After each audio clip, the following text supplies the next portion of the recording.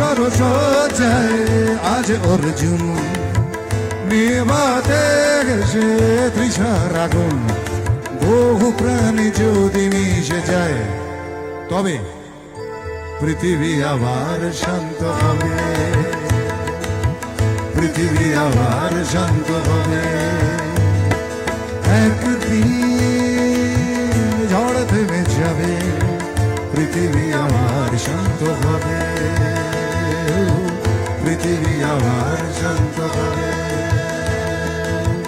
পৃথিবী আবার